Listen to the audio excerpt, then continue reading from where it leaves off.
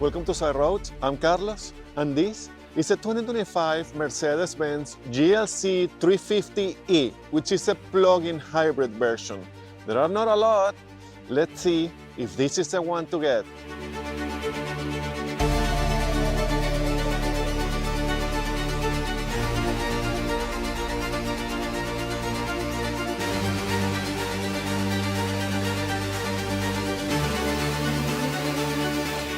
The GLC 350e comes with a 2-liter 4-cylinder turbo engine combined with the plug-in hybrid system that produces 313 horsepower and 406 pound-feet of torque, and those numbers are combined considering the gas engine and the electric motors. The engine is paired to a 9-speed automatic transmission, and in Canada, all GLCs come standard with 4MATIC all-wheel drive, but in the US you can have it front-wheel drive or all-wheel drive.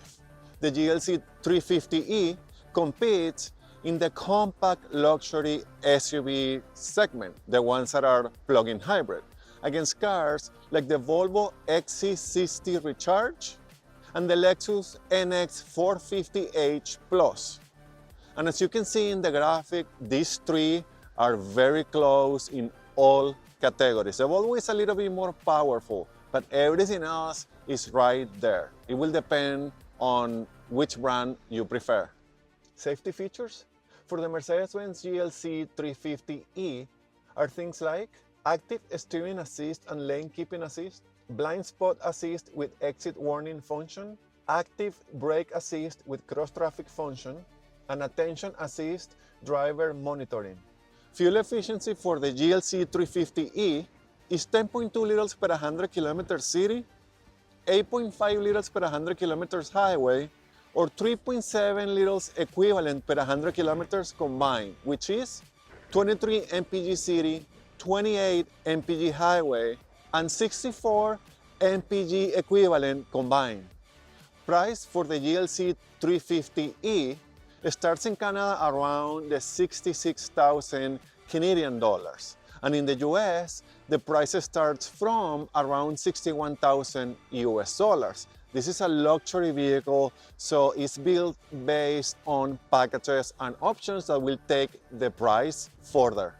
The interior on the 2025 Mercedes-Benz GLC 350e is beautiful. The dashboard comes wrapped in leather as well as the doors. The support points are really comfortable. All the materials and the look, it is very luxurious. We have 3 different memory for 3 different drivers, and all the windows are one touch up and down. The steering wheel comes wrapped in leather and have a flat bottom and a beautiful design, and it's also heated. Here in the dashboard, we have this other couple of trims, and this vary depending on the model that you choose, but here are these pattern here that is not carbon fiber but looks like it, and it adds a visual interest, and it's not piano black, so thank you for that. The design on the Benz are really cool, and the way that move and operate, like fully unique here. I like it.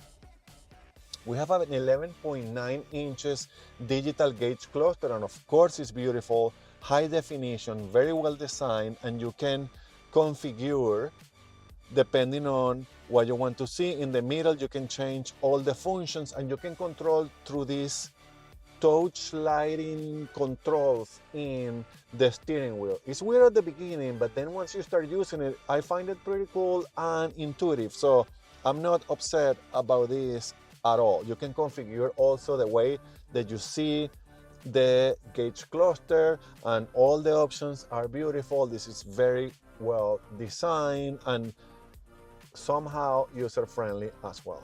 And then we have a 12.3 inches center infotainment screen here that is somehow vertical oriented now, and it comes integrated from here up to the top of the dash. This is also a unique design from Mercedes, and it's new for this generation GLC.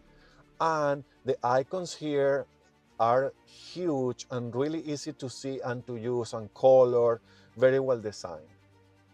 This has MBUX control for the whole complete functions of the car, which is a Mercedes system to interact with you with voice commands and all that stuff. It's like having Siri or Alexa, but a Mercedes in-house system, and it works pretty well. And you can say things like I'm cold or hot, and then they will change the air conditioning or the seats and things like that. It is pretty cool. The air conditioning controls are integrated here on the screen, but I find them big enough and functional enough and easy to use. Then we have a small thing here for your specific controls, and there is a fingerprint thing here to recognize you, so you can have your profile and it will know that you are that person by this control here. This is really cool. Everything is touch sensitive, and this sliding function more than real buttons, but I find it is working fine. We have a few drive modes here that you can control here from this button, from battery hold, full electric, hybrid, sport, and individual, that you can take some elements from the other drive modes and make it exactly how you want it. We have a wireless charger here for your phone and two cup holders in this console that you can also close here, and it's pretty cool. And then here the center console is on the okay side, and they have this little tray here for easy access for the normal stuff. The glove box, I find it big too. We have a massive panoramic sunroof here. The seats are really comfortable, and I love the design on the seats. It feels really futuristic. We have it in white for this particular unit, have perforation in the middle, and this leather, the grain on the leather, it's a little bit different, I would say, but it's okay. They are comfortable and they feel durable and luxurious. You have 64 ambient lighting options here, and I'll show you a video here at night. This car is set up for an orange color, I would say, and it looks beautiful at night. Maybe a little bit too much for some, but it looks cool. The seats are heated and ventilated. I fit behind myself based on my driving position. I am surprised that I fit there. I didn't think by looking from the window, but I do. Not only I do, there is plenty of space for me for my knees and my height.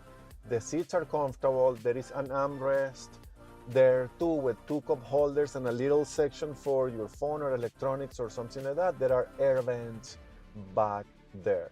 The trunk, I find on the average size. I find the floor of the trunk is a little bit on the high side, but it seems practical and class adequate. This interior is a full Mercedes interior. I like the design. I like this new generation here. There's a lot of tech here, but I find is friendly enough. So how is to drive the 2025 Mercedes-Benz GLC 350e?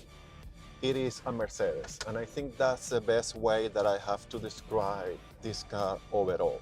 Mercedes is a luxury brand, and Mercedes specifically is the one of the three main ones, Audi, BMW and Mercedes, that focus most on luxury and comfort than the rest. There are some dynamics elements here for sure, but it's comfort all the way. And I think that's what Mercedes customers are looking for, so mission accomplished there. So the cabin is of course really quiet. This is luxury brand, premium, and is really quiet. You can barely hear anything. It's perfectly well isolated. I was in the highway, I couldn't even hear the wind noise. Incredible. Right now I'm in a rough road and I can hear a little bit more of the road, but that's typically on this road. I haven't driven a car yet that can really get rid of my roads. But in general, very nice, very well insulated, luxury levels, all that is good and to be expected. Then we have the suspension. The suspension is an interesting thing out of this Mercedes. I find it firm in general, which I like. It's also a setup that you find more in European cars than American cars or any other um, origin. So I like that. It's my preferred type of setup. But again, this is a Mercedes and it's trying to be comfortable. So it seems that the suspension is doing this, it's a firm suspension trying to be soft. That is my feeling. I don't know if this is true. I don't know how to properly describe it. I'm not talking about engineering parts. Again, I'm a regular guy doing reviews for you from a regular guy perspective. Like if somebody completely normal will buy a Mercedes. So that's the feeling that I get. In the highway is so comfortable, like super comfortable. In the city is also comfortable. Right now I'm in this rough road and I feel like I'm flying. There is no feeling of being on the pavement. It's really cool. But also in the highway was doing all these movements that they felt fake. Of course they are not, but it's just not the softest or the typical soft suspension that you will find in a GM product, for example. It's not that level of soft, it's not that type of softness, it's Mercedes softness. I guess that's how I can describe it. When you find rougher situations in the road, like the pavement is rougher and the bumps are more extreme, then the car vibrates, the suspension doesn't deal with it as good as many other suspensions that I have had for the channel, even in no luxury cars, which makes me happy because this is the way that my own car suspension behave, and I was kind of mad about it after driving all these cars for the channel. Turns out I can say, oh, my suspension is Mercedes-like. So that is good. I like it. In general, I like it. I think everybody will feel super comfortable here. And that's the main goal. It is good. It's not overly floaty, but it does do some movements here and there that are kind of strange to me. And also, when you find harder bumps and imperfections, you will feel it. Let's remember and be fair too, this car is a plug-in hybrid, so it's dealing with a bigger battery and extra weight. So all that plays a role in the way that suspensions behave. But in general, it's approved. I think it's really good. Then we have the steering. It's also special. It is soft for the most part, and it feels soft and is tailored for comfort. But it is also a little bit heavy, and it's not super quick. Yeah, this is comfort oriented. It feels a little bit heavy to park and in lower speed situations. So that's there. Again, you can change that with the drive modes, but it is okay. It is comfortable. That's what I have to say, I guess. The seats I find really comfortable, and you can configure them a lot for the driving positions. I have no issues with this at all. Really nice. Then we have the brakes that I feel that they are fine. They respond with no issue. There are regen brakes, so they help you to keep or increase the battery level. And you can tell, but it's not a deal breaker, and it's not something really weird. I found, and I had regular brakes that I feel more different than these, so they are fine to me. I don't find them offensive at all in the dual function they have for regen, for the battery and also for the true braking. And as soon as I press a pedal, they start grabbing, so I like that. Visibility on this car is also very good. All the windows are big. You have a fourth window there between the C and the D pillar. The D pillar is thick, so you will have a big blind spot there. The back window I find really big and nice for visibility. The side mirrors are in a nice size too. You have blind spot monitoring, you have 360 camera, so you can park with no issues. It's good. It feels airy and open and big in here. I like that.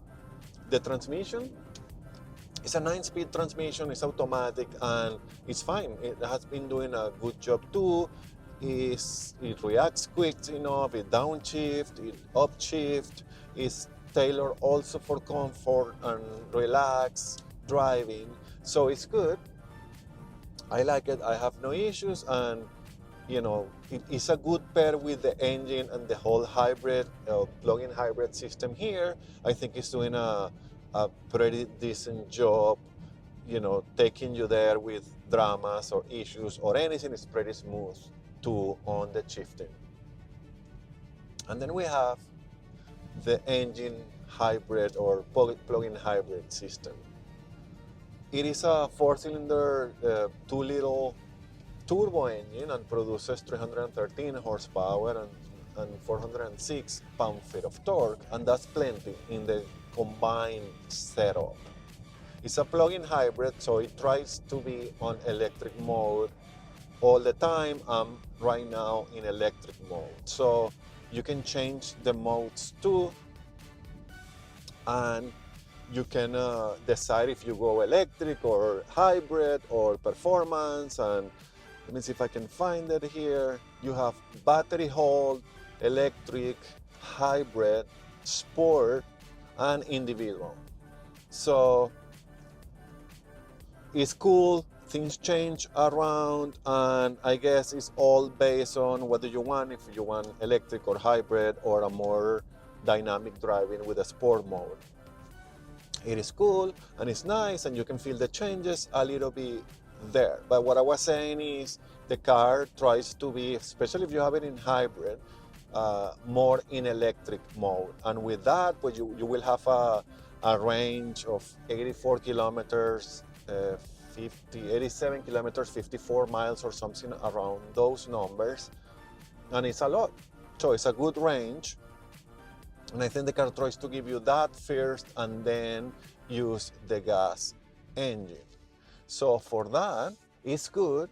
And 87 kilometers is a lot. You can do your whole full commute back and forth in all electric mode. I think that is plenty. And if you push the car, then it goes to gas, and then you keep both. So in total, you get a pretty good range on the car here. I like it. I think the system is really cool and it feels completely normal, and the transitions are so smooth here that you never know, unless you look at the dashboard, you never know if you're in electric or in gas. You hear the gas engine when it kicks in. What I mean is the transitions, and if you are not paying a lot of attention, you will never know that you are going back and forth from electric to the gas engine. It's a pretty cool and very well executed system for the plug-in hybrid.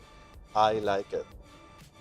I think this car is great. This is my second Mercedes for the channel. It's very luxurious, of course. The experience is drama-free and stress-free. It's really, really comfortable. It's really beautiful car to look at on the exterior design. The interior is full of luxury too. I like it. I like that this is a plug-in hybrid version in this segment because it adds to the whole experience. You can have this almost electric experience without the anxiety for the range. So, pretty cool. The GLC 350e can perfectly fine be at the top of this very small, compact, luxury, plug-in hybrid SUV segment.